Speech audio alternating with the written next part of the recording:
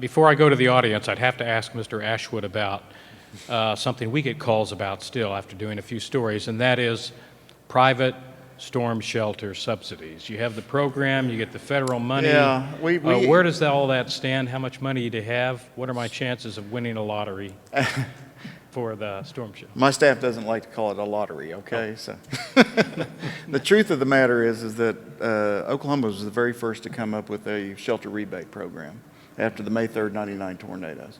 President Clinton flew in and he sat down and said, well, there's got to be something we can do to help these folks.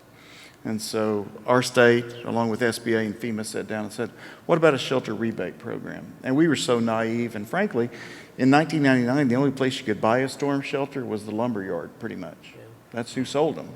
And they were, concrete cast shelters that they put in the ground.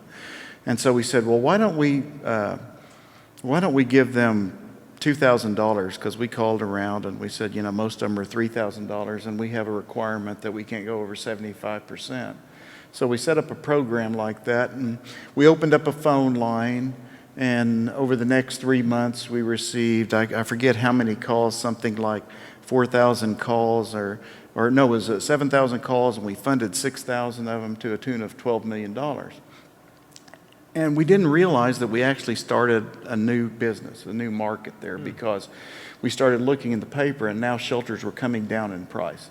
Now you could get a shelter for $1,800 and one for $1,700. You could still get the Cadillac, but there was that one that met every economic level. So we had to change our program a little bit, and we said, well, that's okay. We got that figured out. We did that. We were happy about it. Then 93 came along. We had another more tornado.